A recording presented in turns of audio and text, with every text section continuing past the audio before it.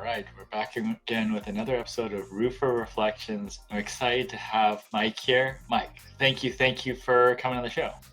Tats, thank you so much for having me. Awesome. You have a lot of great experience in the roofing industry. How'd you get into it?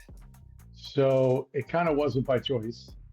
I came out of the United States Air Force in 1998, and my half brother John was in the roofing business already in Perth Amboy, New Jersey.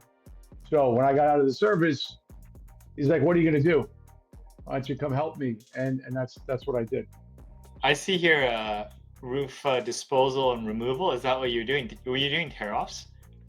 So what we did, so my brother John was in the roofing business, and what happened was uh, he got this wild idea that he was ripping his own roof, right? Because that's what roofers do. They rip their own roofs.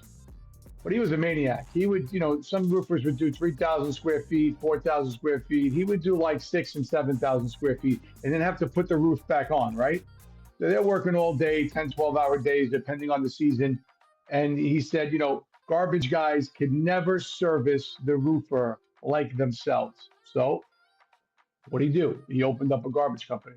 And then so he had his roofing business, he had his dumpster company, and then in the winter, when things were slow a little bit, he said, "Well, nobody's really using dumpsters. What do we do?" So he self-generated the garbage, and so he opened up a company called Guiliano Roof Removal, where we would target other roofers to provide them with demolition services and the complete package with our own dumpsters. So we were start to finish. Being in the demolition business, what did you learn? It's not easy, and I did it myself. So I remember coming home one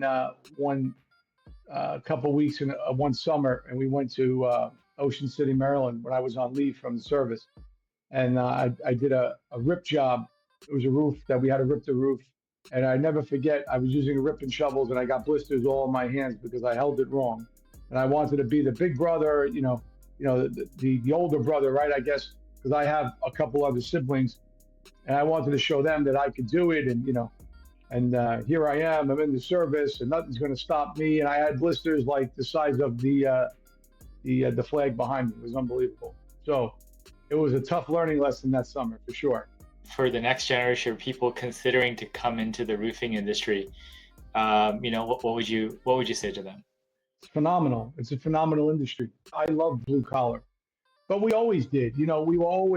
My father, who was in the produce business, always would put me and my younger brothers in front of a train station in the Bronx selling produce, or we sold Christmas trees, or we sold hot and cold hero sandwiches at our deli in Hunts Point. So we were always involved in some sort of blue collar, lifestyle, right, or work or trade. So no, I think it's a phenomenal career, and I would say, if you come on board a company that has great value, great story, great history, company like Roofco Group that will believe in you, that will promote from within. You can make a lot of money in the roofing industry, Tats. You could retire, no problem. It's unbelievable. And so it's, the trades, but HVAC or plumbing or carpentry or roofing, whatever. Any of the trades is a phenomenal industry to get in, where you'll learn something, you'll feel good every day that you're able to give back, help, the cause. You're going to make a great living, right? Better than most, for sure. And you'll have a sense of fulfillment. And if you play your cards right and be the best version of yourself, you definitely could go far in this career.